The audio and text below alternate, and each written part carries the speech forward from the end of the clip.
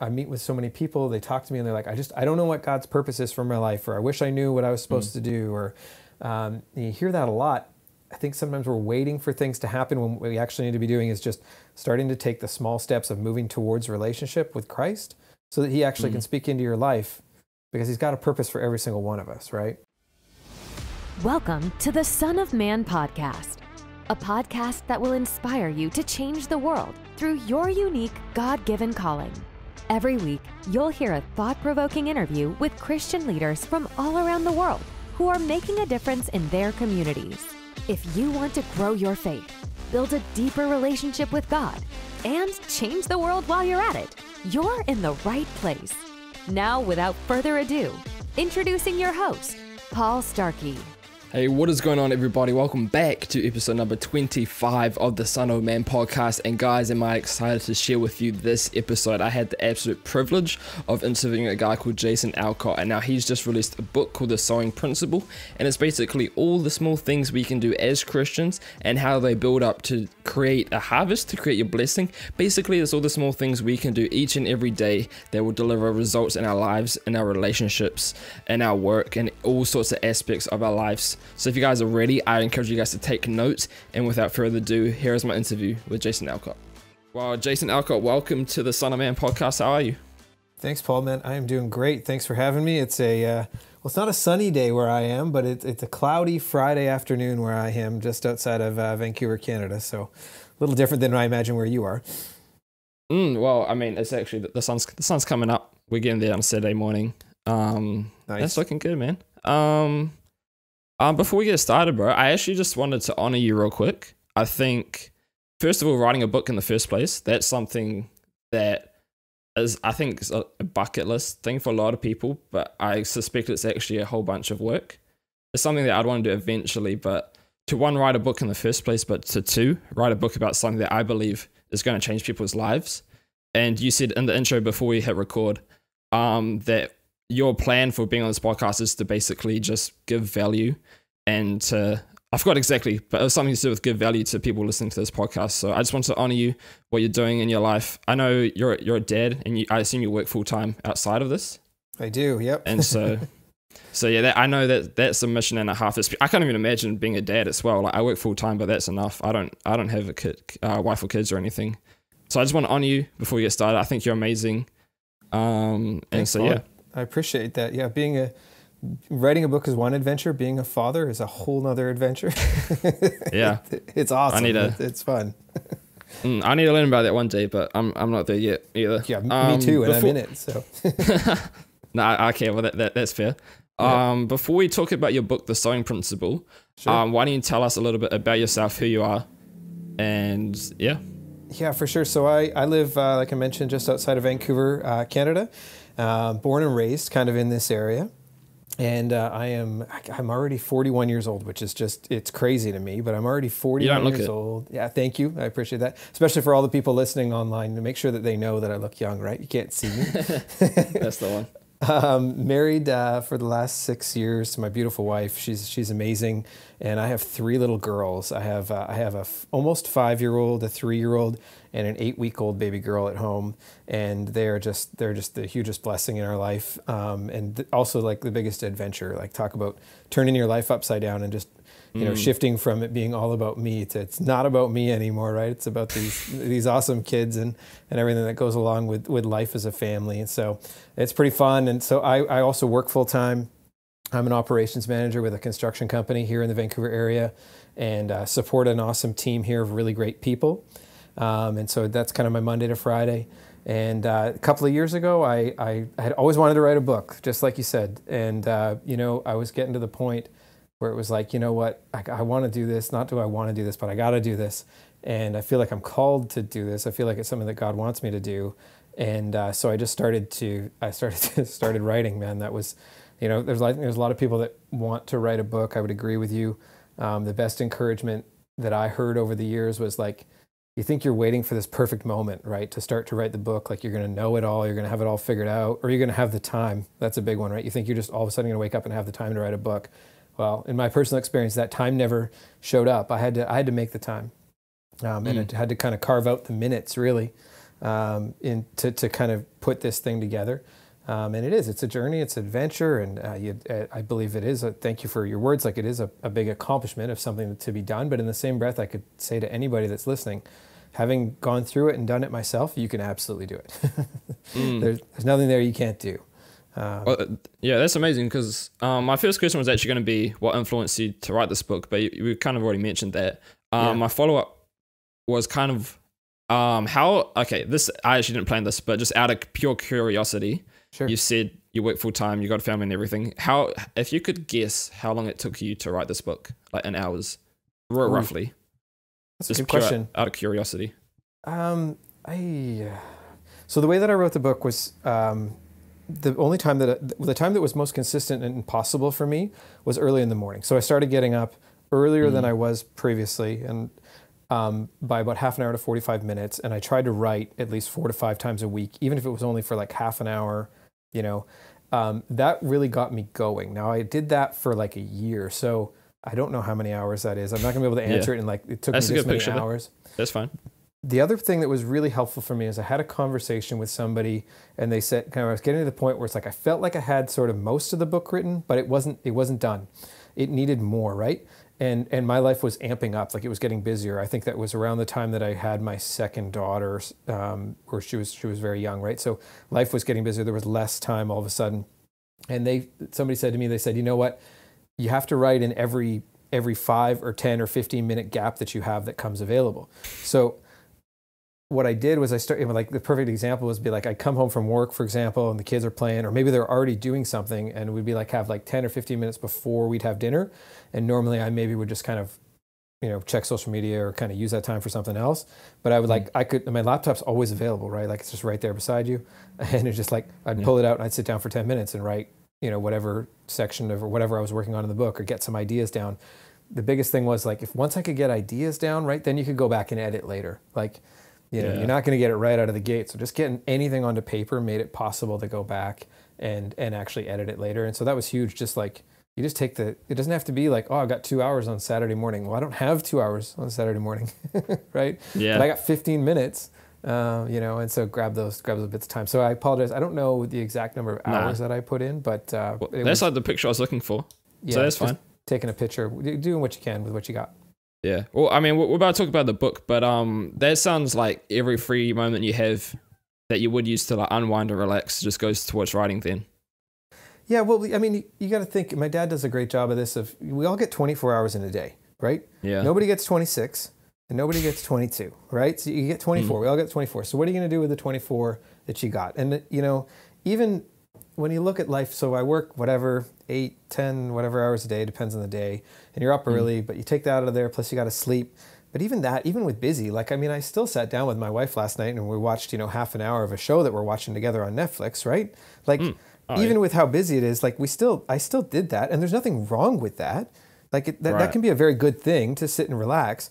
But if I said to you, yeah, I'm really busy and I have no time in my life, you could be like, well, hold on a second, Jason, you did spend half an hour last night before you went to bed and you watched a show on Netflix. Well, that's fine. My wife and I chose to spend that time and relax. But if you're really working towards something, or if there's something you're really trying to finish, or something you believe God's sort of calling you to be working on, do a realistic audit of your life. Like, take a real look, right? Yeah. And be like, well, don't tell me you don't have time, because we're just choosing not to make the time. I mean, you do this on the side of a full-time job as well, right? Like, so nobody's going to tell you, well, you don't have the time to do something else, Paul. You're like, no, you absolutely do, but you've got to make the time, and nobody's going to come up to you in the morning and, hey, Paul, did you work on the did you work on the podcast today? Did you help build the community today? Did you create value for the people that are around you today? Nobody's coming up to you and saying, did you do that? You actually have to take some of that initiative, right, and do it yourself. All right, yeah. So that's not always easy, right? Yeah, no, because I've been learning about what's the thing? My boss has been talking to me about like work-life balance and like separating, because she works, like, she just does business full-time. Yeah. Like from 8 a.m. to like 8 p.m. just every Monday to Sunday. I'm like, what the heck? And she's been burning out. So that's just why I wanted to ask that, to see like how you deal with that. But on top of that, I've been like tracking my time. Yes. Like, so even right now, like every second, I'm always writing. I have an app which says what I'm doing, and then, like, cool. For the first week, like, it exposed me. I'm like, oh my gosh, like, you say you're busy, but then you realize you're spending hours a week just like watching YouTube or something. You're like, sure, oh, flip. Exactly right. Doing a time audit, that's huge. I'd highly recommend people do that. That's a massive, especially if you feel like you have no time, do a time audit, right? Yeah, because I saw this quote somewhere, and they said whatever you track or like improve automatically. So I don't have any goals or anything based around time, but now all of a sudden the top 5 things I spend my time on are the exact things I want to spend my time on. That's so cool. Sure, I watch YouTube, I watch Netflix or whatever, but I don't put any goals. And same with my budget. Like, I don't have any goals with my budget. I just track it. And then just by doing that, I've seen over the months my expenses have like lowered and all that. So that's a cool little tip for you. But I did want to talk about your book. You've written the book called The Sowing Principle, The Steps Between Your Purpose and the Harvest. It's 142 pages. So first of all, what is the Sowing Principle? Yeah, well, it's not War and Peace at 142 pages. It's an easy read. And you know what the great thing about Amazon, whether you like Amazon or not, is the fact that when you self-publish a book with Amazon, or I worked with a publisher, but like anyone can get it. Even in New Zealand, they'll print you a copy down there. It's crazy. You click print, they'll send it to you. So that's kind of fun. But and I've had somebody order it in the Netherlands recently. It's really cool. It goes all over the world. So the Sowing Principle, you know, I was listening to your podcast where you talked about like your top 5 books, I think, of last year. And one of the biggest influences in my life has been The Slight Edge by Jeff Olson. Like, that book is just, I love that book, right? That book, I've read it twice, I think. Oh, it's such a great book. And The Compound Effect by Darren Hardy. I'm not sure if you've ever read that, but it's a very, very similar. I don't think so. Similar book. Yeah. They actually know each other, Jeff Olson and Darren Hardy, and I think they kind of learned this principle together. So it's quite interesting. You should look that one up. So I kind of grew up with that book around, The Slight Edge, and I saw that there was this sort of connection between, The Slight Edge talking about how important what we do daily is, how that really matters. But I really wanted to connect the dots between the idea of The Slight Edge and my spiritual growth as well, not just my personal growth, but my spiritual growth as well. So I wrote The Sowing Principle as kind of my own take on the slight edge of just like how the little tiny things that we do on a daily basis can be moving us towards or away from God's purpose. And it sort of starts with recognizing, okay, so what are those little tiny things? And I break it down like starting with your thought process, like what are your thoughts? What are you thinking about? What are you spending time thinking about? How are you sowing your words, the words that you say to yourself and the words that you say to other people? And then the big one, we're talking about a time audit, but like how are you investing in sowing your time, right? On a daily basis, and actually breaking that down. And when you think about that, and it compounds over the years. I mean, now I see it more as I get older, but like the things that I do consistently or haven't been doing consistently, how those have sort of started to show up in different areas of my life. And they've shown up in different harvests potentially, or lack thereof in my life as I've kind of gotten to this particular age. And I can just see how you think you're waiting for these like massive mountaintop moments for your life to potentially change, like the perfect relationship, or you go to the right conference and all of a sudden you think you hear God's word and it's just going to, flashes of lightning and everything's going to line up for you, right? But in my experience, it's the slight edge. It's the sowing principle. It's what's being done on a consistent and daily basis that actually can move you in the direction kind of towards or away from what God's will is in your life. And that's what I really wanted to kind of harness and give people the tools and the pieces to just be equipped to go after that. Because I'm not sure about you, but like I meet with so many people, they talk to me and they're like, I don't know what God's purpose is for my life, or I wish I knew what I was supposed to do, or you hear that a lot. I think sometimes we're waiting for things to happen when what we actually need to be doing is just starting to take the small steps of moving towards relationship with Christ so that he actually can speak into your life, because he's got a purpose for every single one of us, right? Yeah. He wants to do great things in and through each and every one of us, but we need to be able to take steps into relationship so he can speak into us and move and grow in your faith, grow in your relationship, right? Allow that stuff to happen. It's not going to show up as this perfect picture of, well, this is what I want you to do, right? I'm sure you've probably seen that in creating this community for Son of Man. It's not like when you started out, I'm sure the vision has changed. Yeah. Yeah, 100%. Right? So you started out but there's nothing wrong with the way that you started, right? Like you started out, you took the steps that you needed to take, and then God probably opened up more of what it is that you could do through something like this, through a community like this, that you could have a bigger impact for, and be able to reach more people if you maybe changed this perspective, if you tried this, right? But you still had to take those first steps of saying, hey, I'm going to start this idea, right? I've got this thing that I'd like to start. And then does it shift and change? Absolutely. Right. So like I started out with a book, and then a year ago, not quite a year ago, last June, I started making these YouTube videos. And so I make a YouTube video every week to kind of support this community of people that are interested in kind of growing and personal growth. And I love that. I mean, it's awesome. And it's kind of, now I'm like, okay, now I'm talking to people that are doing podcasts, and I find that I really enjoy that. I mean, what a great opportunity to connect with people that I might never get the opportunity to connect with. Right. But God didn't give me that picture 3 years ago that, 3 years from now, you're going to sit down with this gentleman in New Zealand and have a great conversation. He didn't tell me that. Yeah. Right. Yeah. Because one thing I've learned about God is He'll only give you like your next step. You don't always get your whole life. He won't give your whole life plan and say, this is what you're going to do. The next year you're going to do this. The next year you're going to do this. I found, for me at least, He would only give me like what my next step is, and then all you have to do is just be obedient to that, and then keep going along with the process. That's a really great way to put it. Yeah, I love that. And also, like, it's just a relationship as well. It's not, you don't just go to church on a Sunday and that's you sort of for the rest of your life. You have to grow. All those things you do, like what you would do with your wife or what I'd do with my girlfriend or something. I don't just message her once a week or like once a month or whatever. I'll talk to her every day and like spend time and grow in a relationship. It's a lot different.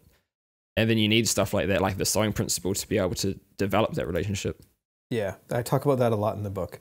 It's a big part of my story is how I came to have more of a relationship with Jesus Christ, rather than just have it just be that transactional sort of Sunday thing of my life. It was a big shift for me. Right. Yeah, that's amazing. Do you have any examples in your life of what you've seen by doing the sowing principle?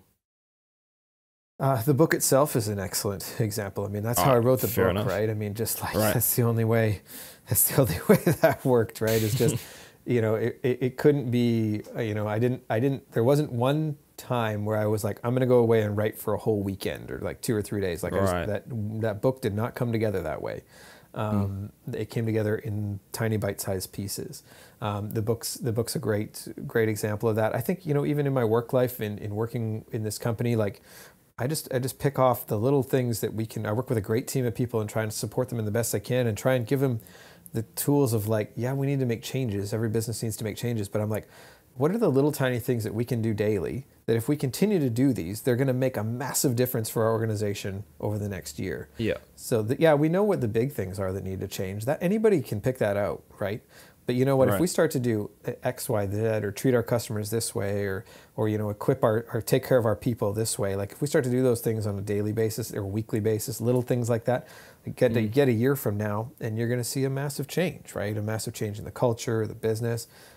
That's been huge. That's been a massive part of what I've learned in applying the sowing principle and going through life. So. Yeah, because I remember, I think in the Slight Edge, I haven't read it in years, but I think there's a stat somewhere that you might have mentioned in the sowing principle.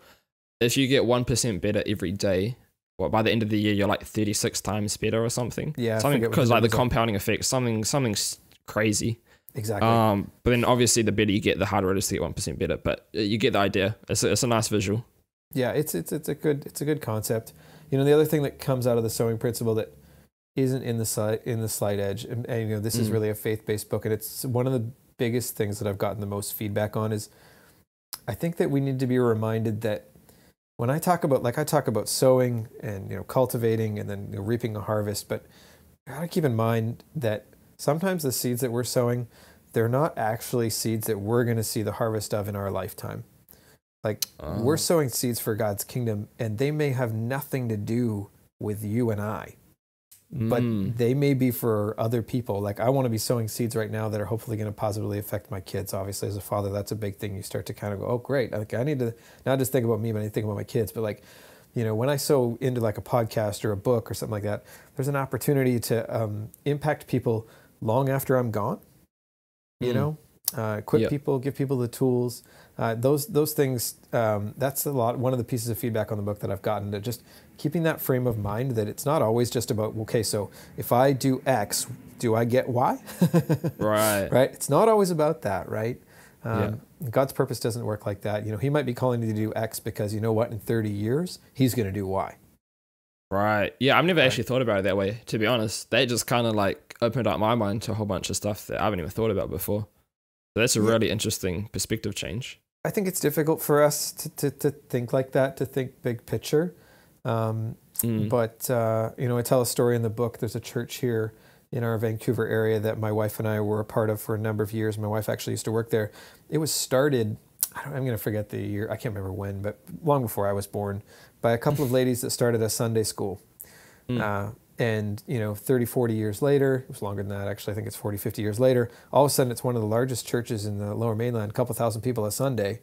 But those ladies 50, 60 years ago, when they started a Sunday school, they weren't thinking about this church. Right. that God was going to, or the work that God was going to do in and through that church, that church was going to be a church that was giving like $1 million a year to global missions. Like they didn't have that vision, right?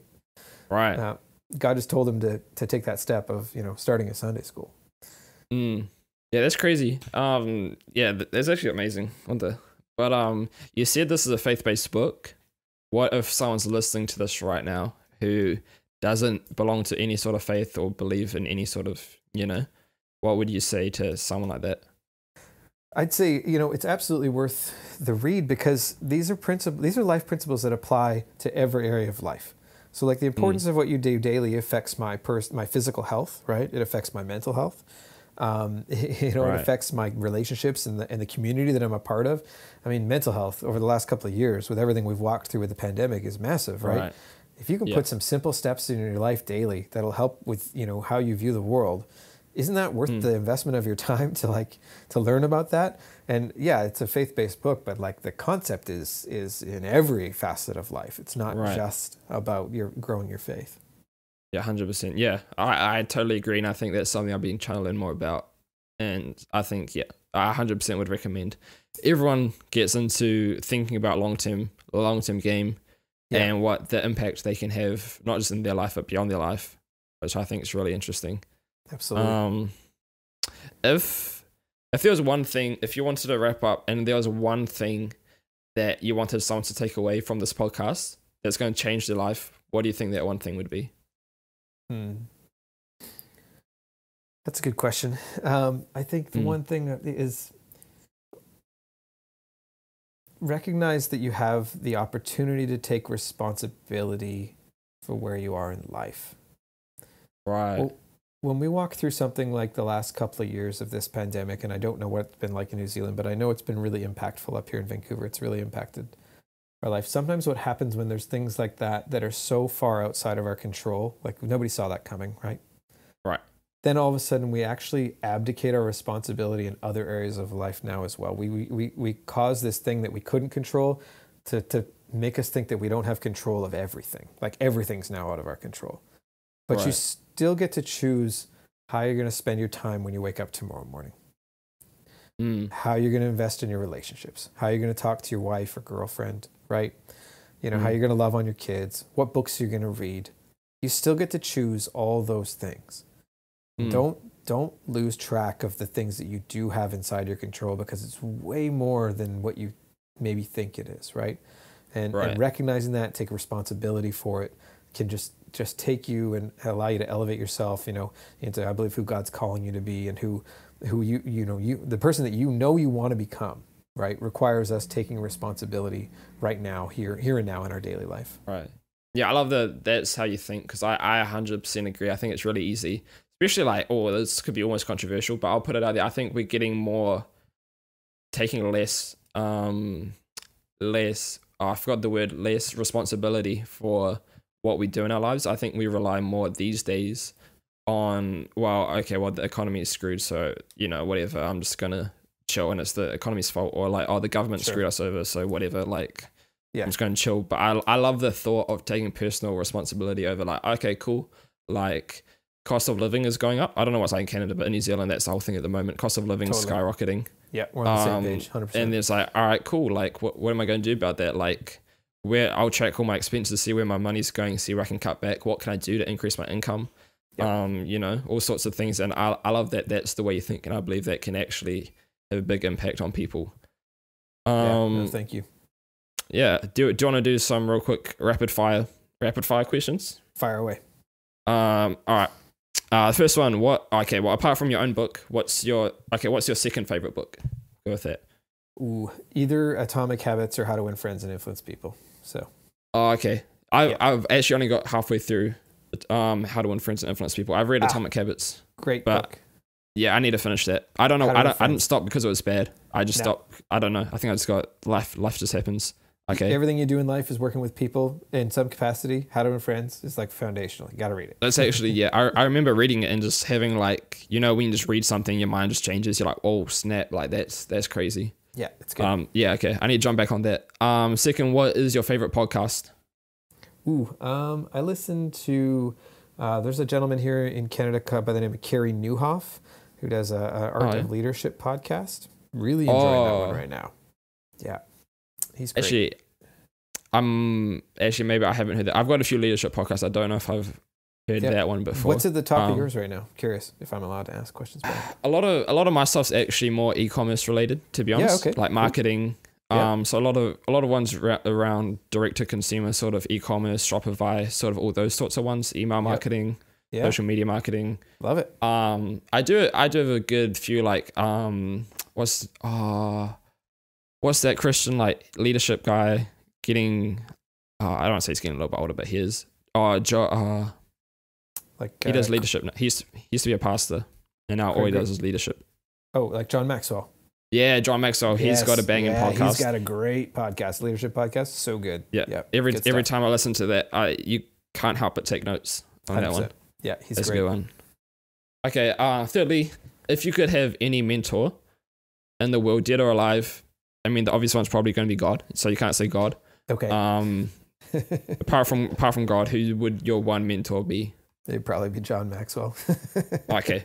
Yeah, no, that's fair enough. Yeah, he's great. He's got great books too. Highly recommended stuff. Yeah. I haven't actually read his books yet. Oh yeah, he's got some great books. Yeah. Okay. Final rapid fire question. Sure. What is your current favorite worship song? Which I actually don't know mine, so that's actually a tough question. Phil Wickham. Yep. I think I got it open here on my Spotify. His latest album. I want to say either Hymn of Heaven or the album's Hymn of Heaven, but I like House of the Lord is amazing, or The Battle Belongs. That album by Phil is awesome. I love that. Yeah. Amazing. I haven't heard. Is it new?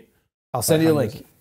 It's relatively new. It's good. I'll send you a link. It's really but good. if it's Phil Wickham, it's going to be a banger. So fair enough. Excellent. Yeah. Okay. To finish off, what are you working on next? Is your current project? So right now I'm doing the weekly YouTube videos, which I mentioned there, so people can find me on YouTube. Check that out. I'm actually one of the tools that I want to create is I did an exercise a handful of years ago that really helped me discover my values. I'm building an online tool right now to help people just walk through the exercise of discovering what you value, like your kind of top 5 values. Because when you have that, I believe that you can use that as a lens to help make decisions for your future, to really help with your decision making. So like if you know that your faith and your health are you're really high in your values, and that's who you then you make decisions like, well, is this actually going to benefit my health, or is this actually growing my relationship with Christ?